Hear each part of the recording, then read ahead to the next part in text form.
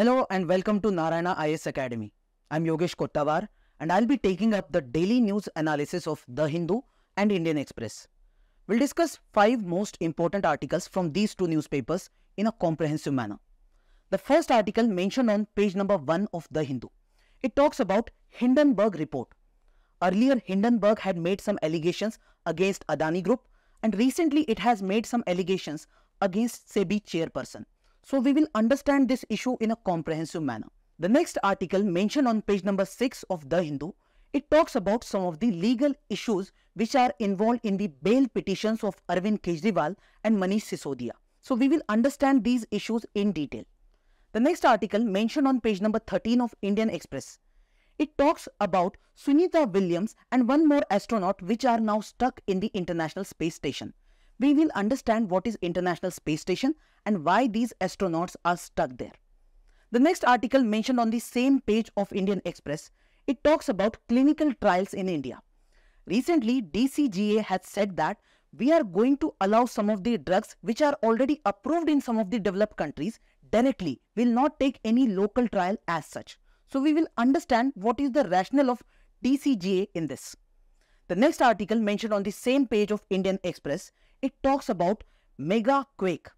Recently, there was an earthquake of 7 magnitude in Japan, after which the authorities of Japan have said that we may expect a mega quake. So we'll understand what is mega quake in detail. After this, we'll also discuss some of the practice questions so that you will have a good idea about what kind of questions can be expected in the examination. So let's get started. So the first article is about Hindenburg report. Earlier, Hindenburg had alleged Adani Group and recently they have made some allegations against SEBI chairperson. So we are going to study the entire controversy and we'll also understand a phenomena called short selling. We'll also study about SEBI in detail. This becomes important from syllabus perspective if you look at the prelim syllabus or mains. Mains GS paper 3 talks about economic growth and GS paper 4 talks about corporate governance and ethical concerns. This Hindenburg controversy can be a good case study for us to understand in the part of ethics. Now, before moving on to the article, look at this previous year question. It says, in the light of Satyam scandal, discuss the changes brought in the corporate governance to ensure transparency and accountability. So you can expect such questions in the examination. Now, moving forward, what has recently happened? There is a US-based NGO named Hindenburg Research. Now, this NGO specializes in one task, that it identifies if there is any malpractice or any kind of fraudulent activity going on with respect to corporates in the world. So, if there is any company in any part of the world, if they are doing something wrong, this Hindenburg Research will identify that and they will publish a report providing all the details. And recently, they have made an allegation against the chairperson of SEBI named Madhavi Puri Buch and her husband Dhaval Buch. It's a serious allegation and we need to understand it in detail. Now, before moving on to the controversy, look at the background of Hindenburg Research. It's a very reputed NGO, we can say, very reputed. Whatever information they give, it is considered as very much authentic.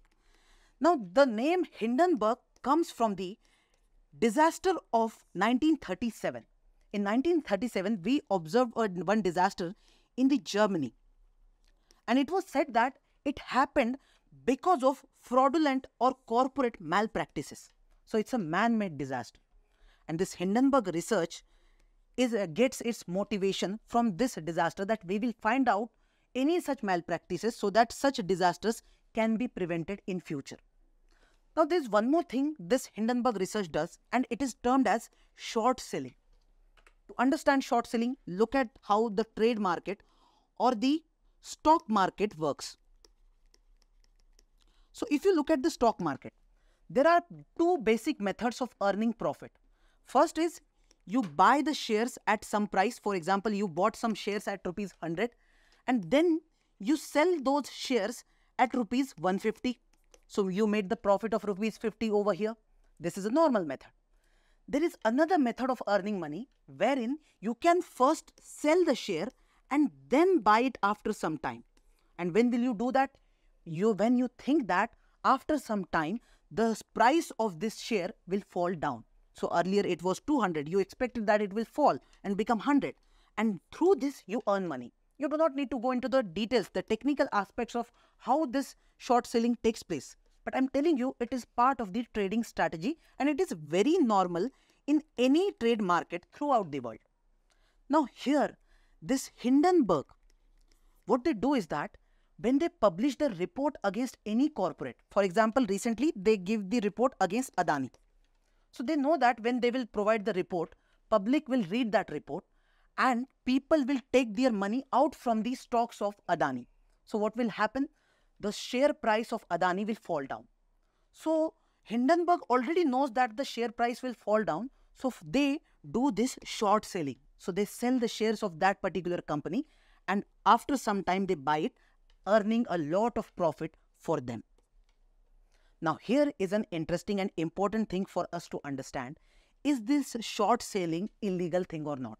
So I'm saying it is not at all illegal as such. It's a normal thing. But it becomes illegal. It becomes illegal only when you go for some kind of manipulative practice. For example, if there is any organization like Hindenburg, and instead of giving any real information, they give any false information. And through this false information, they disturb the entire market, due to which the stock price of any company falls down. Then in that case, it is considered as illegal. And the government of India, in the form of SEBI, they may take action against such manipulative practices. So short selling is legal, but it can be illegal in this case only. Now, moving ahead. Look at the Adani-Hindenburg controversy. In the year 2023, month January, Hindenburg published a report against Adani Group. They said that there is corporate misgovernance in this Adani Group. What they are doing is that they are manipulating the stocks. If the price of the stock is rupees 100, they have manipulated in such a way that they are showing it as of rupees 200. Usually, the price of a stock depends on the demand and supply. For example, if I have a company listed on the NSE or BSE and the share price of my company is rupees 200, let's say for example, this 200 has come up from the demand and supply. If there is demand for my shares, maybe after some time it will become of rupees 300. But in reality, if there is no demand and if I do some manipulations, how these manipulations are done? They make use of some kind of shell companies. Shell companies are false companies. So if I register a company, but in reality, there is no company as such. There is no operation, there is no selling, nothing. Just on paper, there is a company existing. And that company is in the offshore. That means it is not in India, it is outside India. For example, it is in Singapore or maybe in any other country. And what I'll do is that I will take my black money and give it to these shell companies, and these shell companies will then invest this money in these shares. So what will happen? Demand will be generated. So because of demand, the stock price will increase. And other people will think that the stock price is continuously increasing. We should also buy the shares of this company. But this is completely illegal or very much unethical activity. Okay? So this Hindenburg report said that Adani Group has done this manipulation. When they gave this report, after that we saw sudden drop in the stock price of the Adani Group. We saw sudden erasing of $140 billion of market value from Adani Group. After which Adani Group said that this is completely wrong. We did not make any such malpractice as such. Rather, this Hindenburg Group, they are doing it deliberately. They want to target India's economic progress and they just want to do short selling. So this led to a big conflict. Then this conflict moved on to the Supreme Court. Now here Supreme Court said that, is there any regulatory failure in this case? Because there is SEBI and SEBI is supposed to take care of any such regulatory issue. For example, if such malpractices are there, then SEBI is responsible to ensure that such malpractices should be removed. Such people should be penalized. So Supreme Court actually formed a 6-member expert committee to check this regulatory failure. Then Supreme Court also said that we are not going to transfer this case to any special team, any SIT as such. We will first check the SEBI to complete its probe. Once the SEBI completes its probe, then we'll see what can be done. Now here what has happened recently is that Hindenburg again came up with another report. They said that you are saying SEBI should go for checking who is the culprit. But they are saying the chairperson of SEBI itself is having its shares in the Adani Group's offshore companies. So this leads to what we call as conflict of interest. So in case this SEBI chairperson is having professional interest of acting like a judge in this case, but she has a personal interest of earning money from her involvement in the stakes in the Adani Group, then this is a conflict of personal and professional interest. And this is not considered to be a good thing. It is completely unethical thing. Now moving ahead. What is SEBI? We must know about it in detail. This SEBI as a body came into picture in 1992 with this act called SEBI Act of 1992. Now earlier also SEBI was existing, but it was not a statutory body as such. Statutory means we will bring a law in the parliament and through this you will get the powers. The primary power or primary mandate of SEBI was to ensure the interest of investors. If there is any investor in India or anywhere, if they are investing in Indian stock market, then their interest should be the priority of SEBI. If there is any corporate body, if they are doing any kind of fraudulent activities, then that goes against their interest, against the interest of investor. Now, SEBI is headquartered in Mumbai, but there are some regional offices too, just like in Ahmedabad, Kolkata, Chennai, Delhi, etc.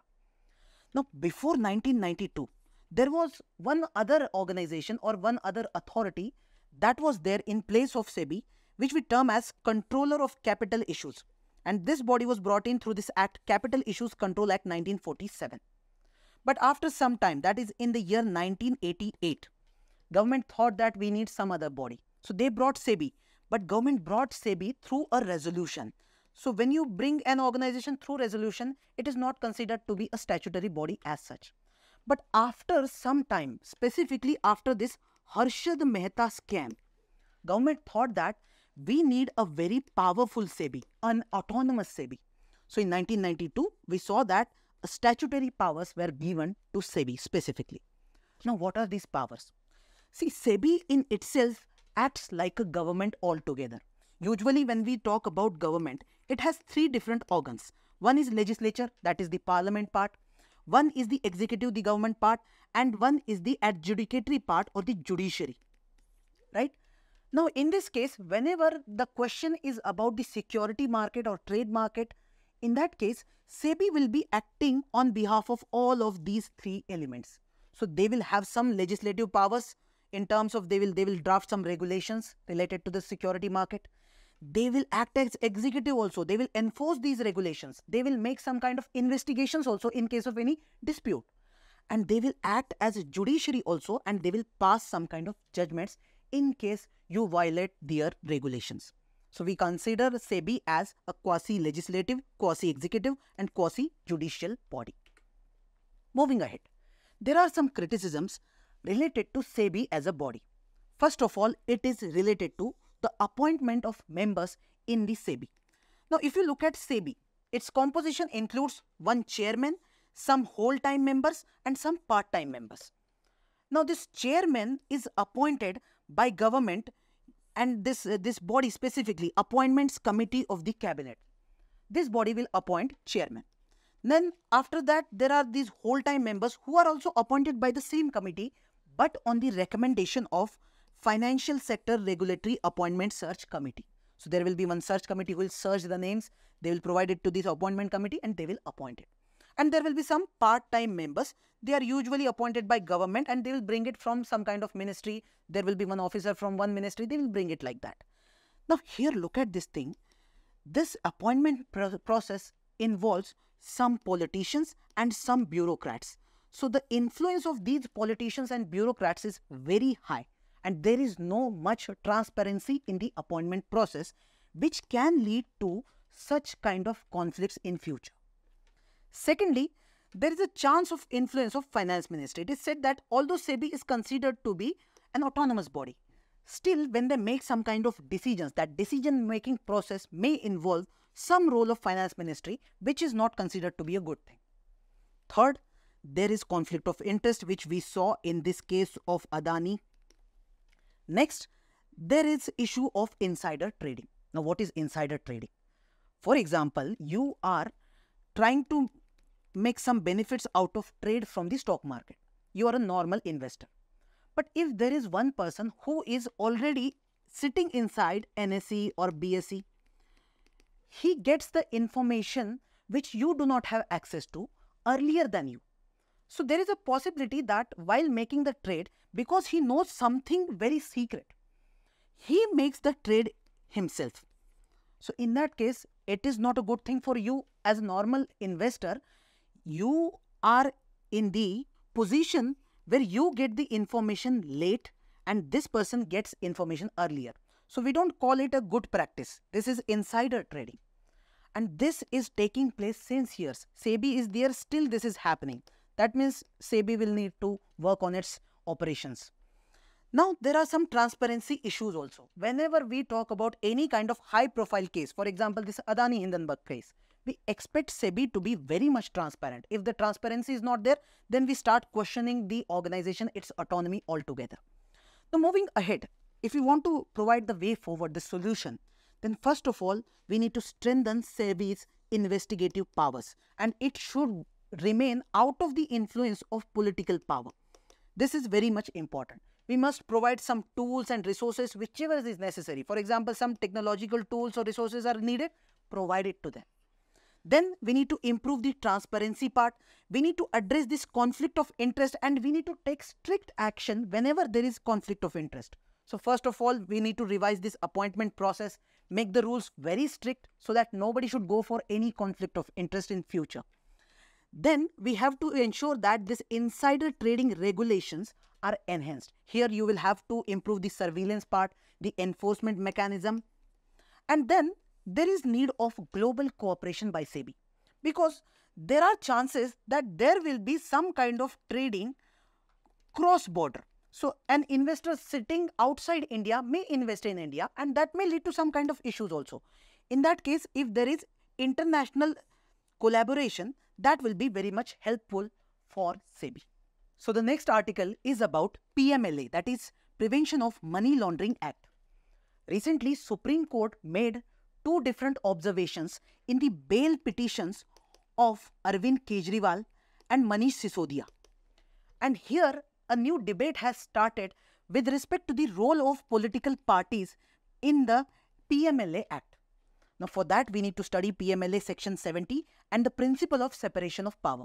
It becomes important from syllabus perspective as GS Paper 2 specifically mentions about separation of powers between various organs. Now, before moving on to the article, look at this previous year question. It says, do you think that Constitution of India does not accept principle of strict separation of powers? Rather, it is based on the principle of checks and balance. Explain. So, you can expect such descriptive questions in the examination.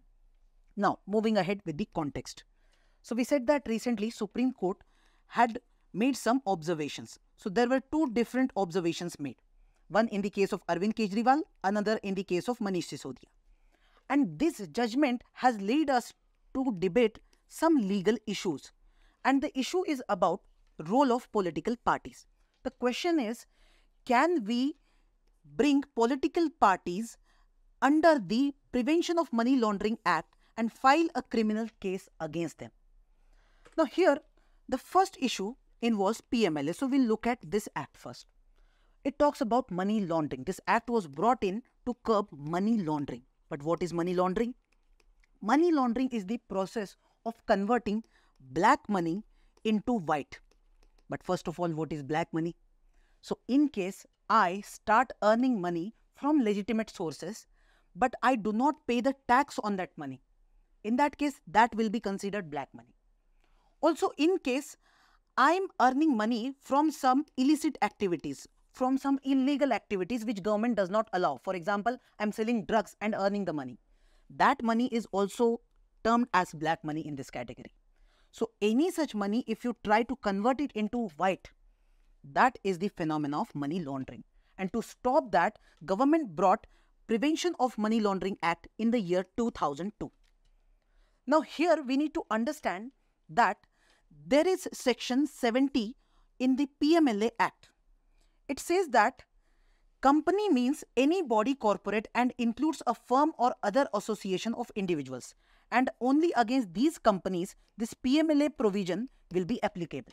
So if you are filing any case under this particular act, then it can be filed only against a company, and this includes any other association of individuals.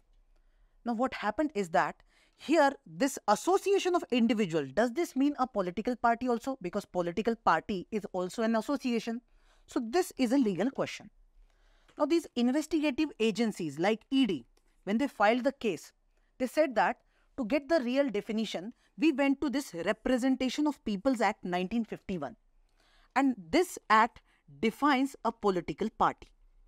And we got the definition from here, and that's why we are filing a case against political party.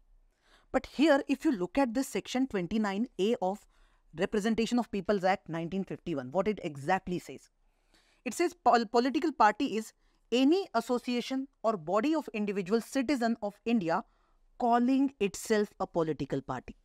That means not all associations can be considered as political party, only those in which the members themselves call it a political party. If they are not calling it political party, then it is not a political party.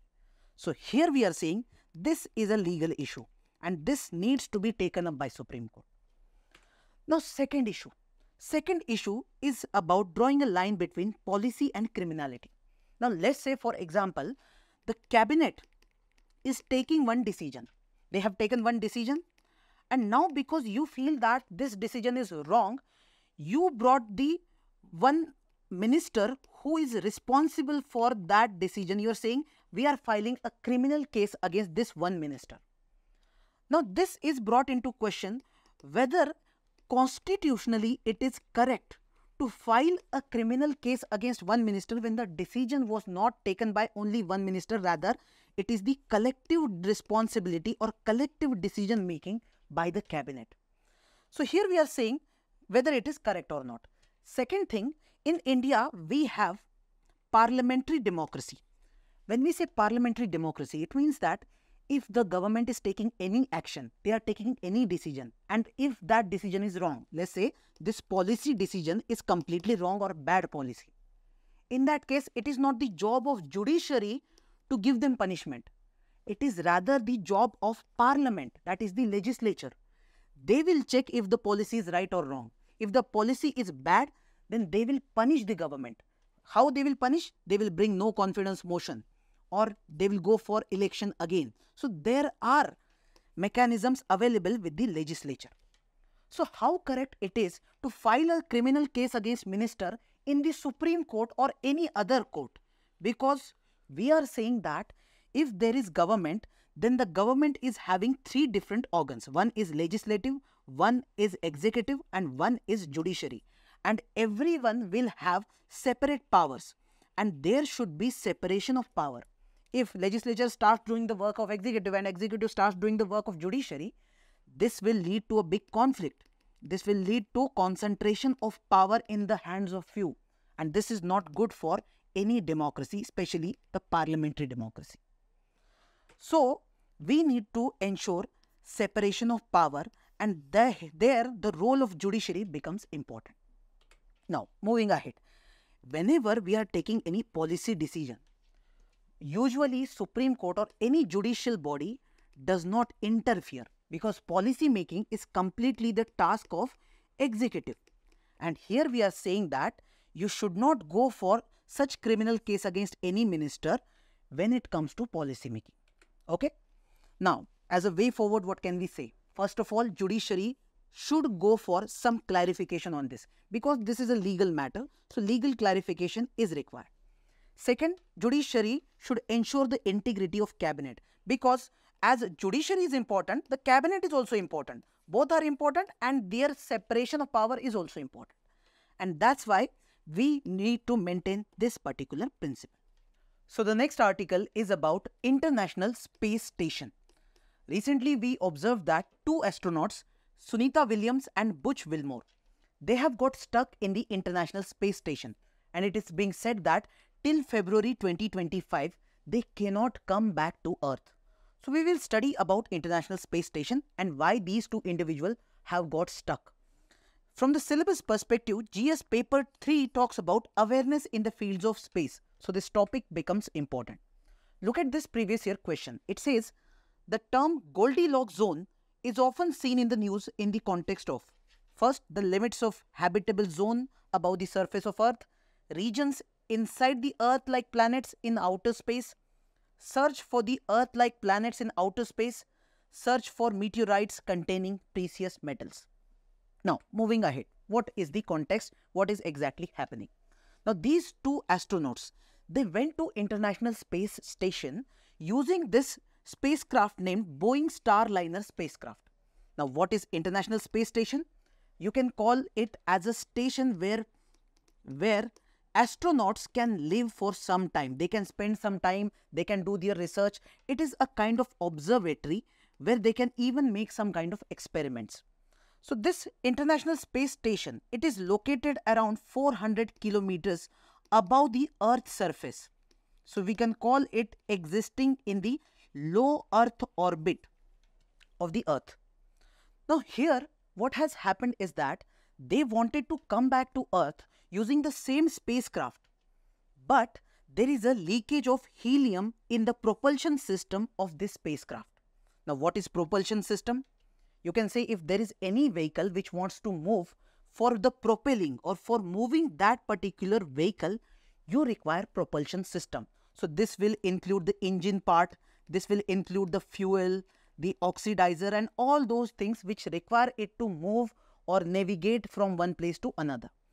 So when there is leakage of this particular gas, then there are chances that the health might be affected. So we are waiting for the system to restart or the system to get corrected. Now here we are saying that by 2025 February, we can expect that these astronauts will come back to Earth. So their time period has been extended beyond what was already planned. Now here, we are right now debating or questioning the possibility or capacity of International Space Station in accommodating people. If such incidents happen again and again, is this International Space Station have this capability of accommodating people for a longer duration? And can there be some kind of health implications because of that extended period of living there? Now, look at International Space Station. I have already described what it is. Now, this International Space Station is developed and operated by total 5 agencies. This include NASA from United States, Roscosmos from Russia, JAXA from Japan, ESA, that is European Space Agency, and then Canadian Space Agency. They all collaborate for this International Space Station. And this space station is active since last 24 years. We can say that we have made a really big achievement as a human species, that we can make any experiments in the space. We can live in the space for some time period. Now, if you look at the size of this space station, it is somewhat equivalent to a football field. And this includes many things like laboratories, different living quarters, docking ports, research facilities, gym, etc. Moving forward, you can look at this image also of International Space Station. Now here, this ISS depends on many other things. For example, if you want some kind of food or water or any other scientific equipment, you have to take it from Earth. So there will be some other missions sent to this ISS. So these include NASA's Cygnus, SpaceX Dragon. They will provide all these essential supplies to the International Space Station. And here you can go for many diverse scientific researches. Many times scientists want to conduct some experiments in the zero gravity. So it is possible in the space only. So it is very important for us to study many scientific phenomena. Now moving ahead, if a person lives in the space for a longer duration, if the mission gets prolonged due to any kind of issue, any technical issue, it will have some kind of impact on the person's health. For example, due to this microgravity or the radiation in that region, the person may develop bone density loss, muscle atrophy, cardiovascular changes, his or her vision may develop some kind of problems, and there is a risk of cancer. Also, because these individuals are isolated, so there is a chance of development of psychological stress in those individuals. So this is the reason why we are concerned about these astronauts. The next article is about the clinical trials.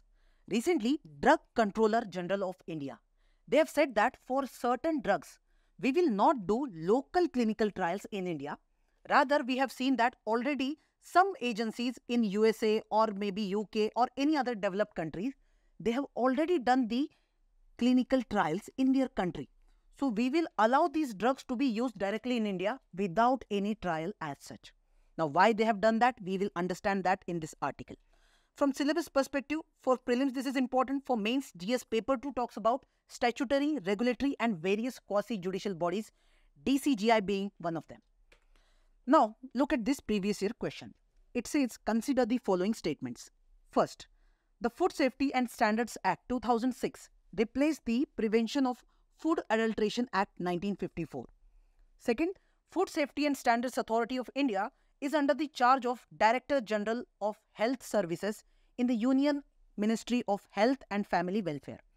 So you can expect such factual questions in the examination when it comes to such topics. Now moving ahead, we are talking about Drug Controller General of India. Who is this body exactly? So here in India, there is a central drug authority named as Central Drugs Standard Control Organization. And this body is headed by Drug Controller General of India. Now, it's a completely regulatory body. So, in case you are manufacturing any drug in India, or you are selling it, you are importing it, you are distributing it, in that case, you need approval or permission or licensing from the DCGI. Also, in case you are building any kind of medical devices and you want the license, you will take that license from the DCGI.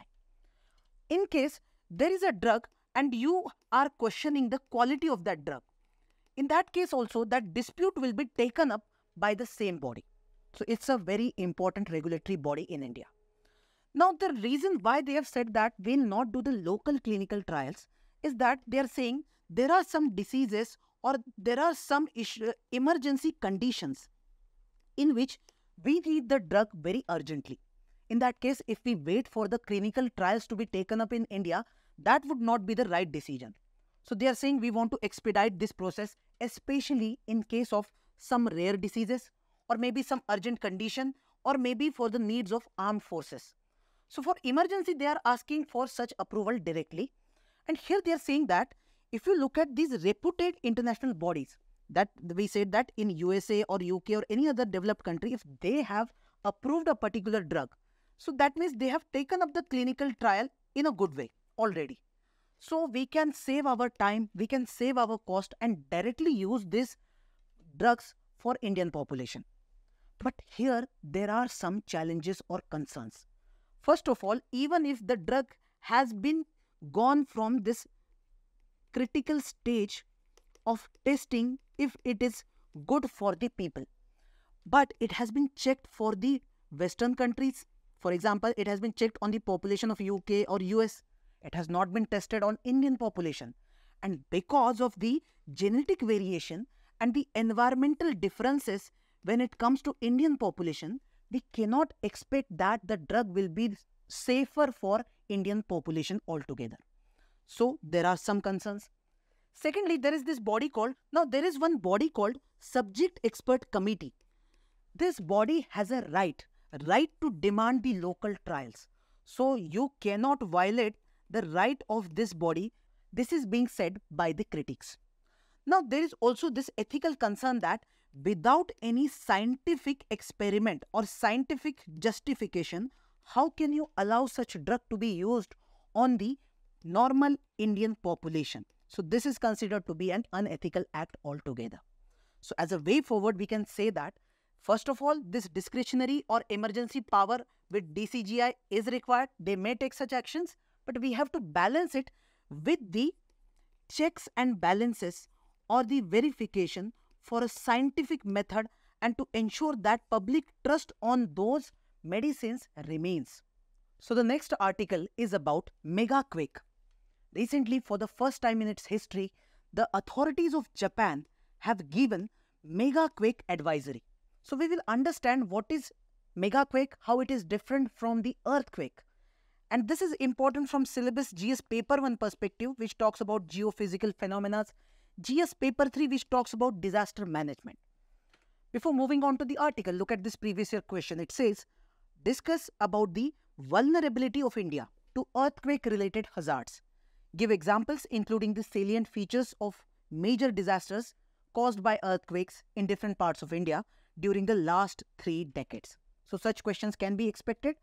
So let's move on to the article. Recently, on August 8, Japan experienced an earthquake that was having magnitude of 7.1 Richter scale. Now 7.1 is already showing that it's a big earthquake, a very dangerous one. Now here, after that, the authorities of Japan came up with a study which says that there is a possibility of a mega quake. Mega quake is nothing but an earthquake with a higher magnitude. If the magnitude is higher than 8, somewhere around 8, 8.5 or maybe 9, that earthquake is termed as mega quake. And Japan's Nankai-tro can experience this kind of earthquake. This is what Japan's authorities are saying. Now, first of all, we must know what is this Nankai-tro, or what is specifically this tro. So in this map, this is the map of Japan, and this region, this we can say is the Nankai-tro. First of all, what is tro? A tro is nothing but a trench, or we can call it a subduction zone. Usually, if you look at the crust of the earth, that crust is divided into different plates, and these plates are continuously drifting from one place to another. So in case they collide, one plate collides with another, in that case, one of them will go here. So one will subduct, and this subduction will lead to some kind of earthquakes in that region. So here in this image you can see, this is one plate, this is another plate, and this another plate is moving here. This is the subduction zone, and because of subduction we observe many earthquakes or volcanic activities in this region. Now what is happening in case of Japan? There are two plates. One is Eurasian plate and another is Philippines plate. So look at here in this map. Here we will see Eurasian plate, and this side you will see Philippines sea plate. And this Philippines sea plate is moving in this direction. And because of this, on this Nankai-tro region, we are observing many earthquakes. If you look at the history, earlier also, Japan has experienced many such earthquakes. So in 1944, 1946, many large earthquakes happened. Many such mega quakes also happened. Now, moving ahead, we see that the advisory given by the authorities of Japan, it is being said that there is 70% probability that this mega quake will come. Why it is being said? Because we still do not have any scientific resources to predict any earthquake in any part of the world. We can never predict any earthquake. But still the authorities of Japan are saying that this is some kind of precautionary advice we are giving to the people of Japan, so that they become ready, they are prepared for any such situation. And they are saying that such mega quake will occur in next 30 years. But when exactly, they are not sure about it. But it is for sure, if such high magnitude earthquake comes, there will be tsunami also. And that's why the authorities are concerned. Now look at this thing. What will be the impact of this mega quake on Japan? It is being said that at least half of the Japan's population will be affected due to this. And the economic cost or the economic damage will be somewhere around $1.5 trillion. So we can say the cost will be even higher than a war for Japan. So the authorities are saying that prepare, review the evacuation routes, and be alert for any such future warning from the authorities. Now let's look at some of the practice questions. I suggest all of you to pause the video, read the question, try to attempt it and comment your answer, and then check what is the answer. Okay, so I expect that you're doing the process. So let's look at the first question. Consider the following statements regarding the Securities and Exchange Board of India. First, SEBI is a statutory body established under SEBI Act of 1992. That is absolutely correct. Second, before the establishment of SEBI, the controller of capital issues was the regulatory authority for capital markets in India. Obviously, it was established in 1947. Third, SEBI is empowered with quasi-legislative, quasi-executive and quasi-judicial powers. This we studied in detail. So that's also true. And fourth, SEBI was initially constituted as a statutory body in 1988 by Government of India. See, it was constituted in 1998 but as a non-statutory body. We said that government brought it with a resolution and they did not pass any law in the parliament. So fourth statement is wrong. So answer is 1, 2, 3, B. Question number 2. It's about the International Space Station. It is a permanently inhabited space laboratory that orbits the Earth at an altitude of approximately 400 kilometers. Absolutely true. The ISS is managed solely by NASA and is primarily used for the research and development of space technology. See, it is not primarily used by NASA. It is operated by 5 different agencies which we have already studied. So this is wrong. Third, ISS relies on regular cargo missions such as NASA's Cygnus, SpaceX, Dragon for essential supplies. Obviously, for essential supplies, they'll depend. And prolonged space missions aboard the ISS pose significant health risks due to microgravity and radiation. Obviously, this is the issue in this case of astronauts. So 1, 3, 4, the answer would be B. Next question. Consider the following statements regarding the Drug Controller General of India. Now, DCGI is responsible for approving licenses for all drug categories and medical devices in India. Now, this is a catchy statement. You may consider that this is right, but actually it says all. And the real answer lies in not all, but certain drugs. So although we have not discussed this part in the article, but please understand that some drugs will be taken up by this authority. Some drugs will be taken up by some state authorities. So not all. So this first statement is wrong. Second, DCGI ensures the uniform implementation of the Drugs and Cosmetics Act and is the central licensing authority for medical devices under the Medical Device Rules 2017. This statement is right. No issues with this. So answer will be B. I want to say that in case you get such questions wherein you are not sure about the facts, I suggest not to attempt such question in the examination. You are not supposed to attempt all questions, right? Now, moving ahead, which of the following statements about the Nankai Tro are correct? The Nankai Tro is an underwater subduction zone where Eurasian plate collides with the Philippine sea plate. Absolutely right. Second, historically, Nankai Tro has produced large earthquakes approximately every 50 to 75 years.